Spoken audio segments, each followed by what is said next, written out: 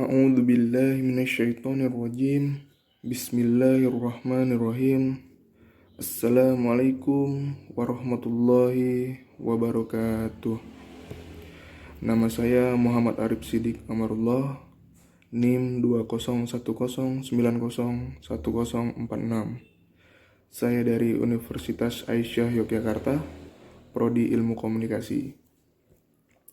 Pertama-tama, marilah kita panjatkan puja-puji syukur kita kepada Allah Subhanahu wa Ta'ala, yang mana Dia telah memberikan kita kesehatan jasmani maupun rohani dan berkah yang begitu banyak.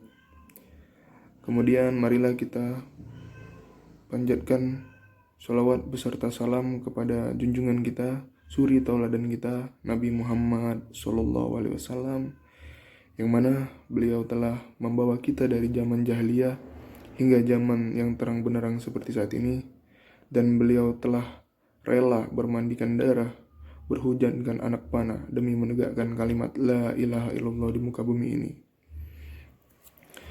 Baiklah, saya di sini ingin menyampaikan materi tentang iman kepada Allah. Pengertian iman kepada Allah adalah meyakini dalam hati bahwa tiada Tuhan yang patut kita sembah kecuali Allah, dan menunjukkan keyakinan tersebut dalam semua perkataan dan perbuatan kita selama hidup di dunia. Hukum beriman kepada Allah untuk setiap umat muslim adalah fardu ain. Fardu ain adalah kewajiban yang dibebankan kepada setiap orang yang sudah mukallaf atau orang Islam yang berakal dan sudah masuk usia balik. Sebagaimana firman-Nya dalam surat An-Nisa ayat 136 yang artinya, "Wahai orang-orang beriman, tetaplah beriman kepada Allah dan Rasul-Nya, dan kepada kitab-kitab yang Allah turunkan kepada Rasul-Nya, serta kitab yang Allah turunkan sebelumnya. Barang siapa yang kafir kepada Allah, malaikat-malaikatnya, kitab-kitabnya, rasul-rasulnya, dan hari kemudian, maka sesungguhnya orang itu telah sesat sejauh-jauhnya." Wujudullah adalah wujud yang berarti adanya. Wujudullah yaitu adanya Allah. Wujudullah adalah sesuatu yang badiyah. Beberapa dalil yang membuktikan wujudnya: dalil fitrah, dalil akal, dan dalil nakli. Manusia diciptakan dengan fitrah bertuhan, sehingga kadangkala disadari atau tidak, disertai belajar atau tidak, naluri ketuhanannya akan bangkit. Firman Allah, "Dan ingatlah ketika Tuhanmu mengeluarkan keturunan anak-anak Adam dari sulbi mereka, dan Allah mengambil kesaksian terhadap jiwa mereka, seraya berfirman, bukankah aku ini Tuhanmu? Mereka menjawab, betul, engkau Tuhan kami. Kami menjadi saksi." Quran Surat Al-A'raf ayat 172. "Dan sesungguhnya jika kamu bertanya pada mereka, siapakah yang menciptakan mereka? Niscaya mereka menjawab, Allah. Maka dari manakah mereka dapat dipalingkan dari penyembah Allah?" Quran Surat Az-Zukhruf 87. Dalil fitrah. Setiap anak dilahirkan dalam keadaan fitrah, dan sesungguhnya kedua orang tuanya lah yang menjadikannya Yahudi, Nasrani, atau Majusi. Hadis riwayat Bukhari. Ayat dan hadis tersebut menjelaskan kondisi fitrah manusia yang bertuhan. Ketuhanan ini bisa difahami sebagai ketuhanan Islam karena pengakuannya bahwa Allah Subhanahu wa Ta'ala adalah Tuhan. Selain itu, ada pernyataan kedua orang tuanya yang menjadikannya sebagai Nasrani, Yahudi, atau Majusi. Tanpa menunjukkan kata menjadikan Islam, terkandung bahwa menjadi Islam adalah tuntutan fitrah. Di sini bisa disimpulkan bahwa secara fitrah tidak ada manusia yang menolak adanya Allah sebagai Tuhan yang hakiki. Hanya kadang-kadang faktor luar bisa membelokkan dari Tuhan yang hakiki menjadi Tuhan-Tuhan lain yang menyimpang. Dalil akal. Untuk membuktikan adanya Tuhan Allah Subhanahu wa Ta'ala lewat merenungkan alam semesta, termasuk diri manusia itu sendiri. Dapat dipakai beberapa konun teori hukum, antara lain konun al-illah, konun al-wujud, konun hudud, konun al-nizam. 9 fenomena untuk membuktikan Allah Subhanahu wa Ta'ala ada dan berkuasa, yang ditulis Said Hawat dalam bukunya Allah Jalla Jalaluhu, yang disebut teori fenomenologis.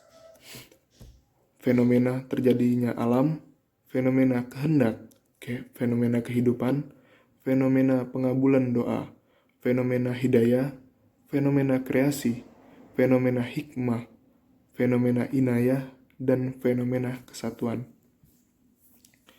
Dalil nakli, Al-Quran dan Sunnah untuk membimbing manusia mengenal Tuhan yang sebenarnya adalah segala asma dan sifatnya.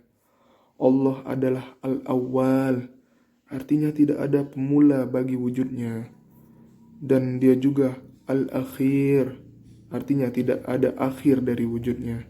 Terdapat dalam Quran surat Al-Hadid 57 ayat 3. Tauhidullah artinya yang mengesahkan, yakni mengakui dan meyakini Allah Ta'ala. Tauhidullah di dalam ajaran Islam mencakup tauhid rububiyah, uluhiyah, asma wa sifat. Yang pertama, tauhid rububiyah, artinya mengesahkan rububiyatullah, yakni mengakui dan meyakini Allah sebagai satu-satunya Rabb yang memiliki, merencanakan, menciptakan, mengatur, memelihara, memberi rizki, memberi manfaat, menolak mudorot, serta menjaga seluruh alam semesta. Sebagaimana dijelaskan dalam Quran surat Az-Zumar ayat 62, yang artinya Allah menciptakan segala sesuatu dan Dia memelihara segala sesuatu. Yang kedua, tauhidullah uluhiyah, artinya mentauhidkan atau mengesahkan Allah dari segala bentuk peribadahan, baik yang zahir maupun batin. Itu artinya kita beriman bahwa hanya Allah semata yang berhak disembah, tidak ada sekutu baginya. Allah menyatakan bahwa tidak ada Tuhan yang berhak disembah selain Dia, yang menegakkan keadilan. Para malaikat dan orang-orang berilmu juga menyatakan demikian. Sebagaimana dijelaskan dalam Quran surat Al-Imran ayat 18, yang artinya tidak ada Tuhan yang berhak disembah selain Dia yang maha perkasa lagi maha bijaksana. Yang ketiga, asma wa sifat, beriman bahwa Allah memiliki nama dan sifat baik, asmaul husna, yang sesuai dengan keagungannya, yang telah Allah tetapkan di Al-Quran dan As-Sunnah. Sedangkan dalam bertauhid kepada tauhid asma wa sifat, jangan dilakukan dengan adanya tahrif, penyelewengan, taktil, penolakan, dan takyif, penggambaran, serta tashbih, penyerupaan. Umat Islam sendiri mengenal 99 Asmaul Husna yang merupakan nama sekaligus sifat yang wajib diimani.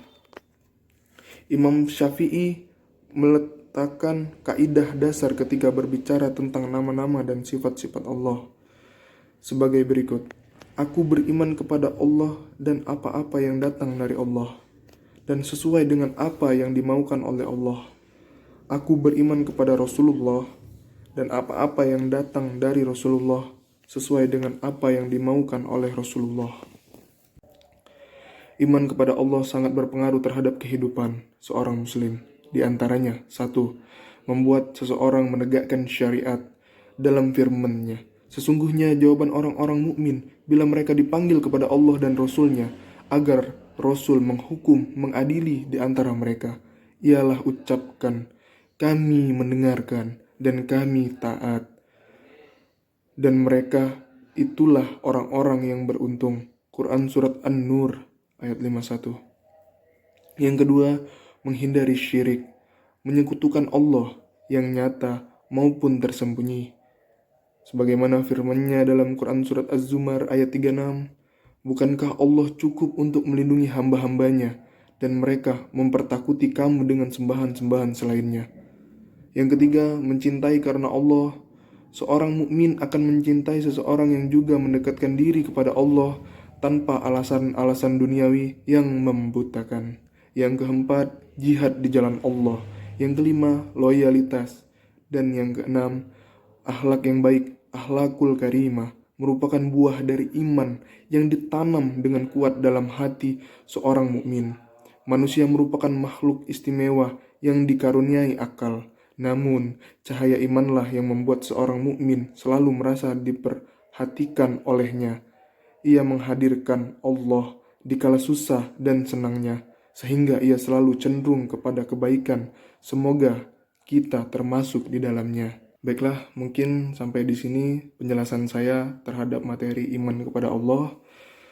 Jika ada salah-salah kata, saya mohon maaf. Kepada Allah saya mohon ampun. Karena kesempurnaan hanya milik Allah Subhanahu wa Ta'ala. Saya hanya manusia biasa yang tidak lepas dari salah dan dosa. Unzur maqalah wala tanzur man qalah. Wabillahi taufiq wal hidayah. Wassalamualaikum warahmatullahi wabarakatuh.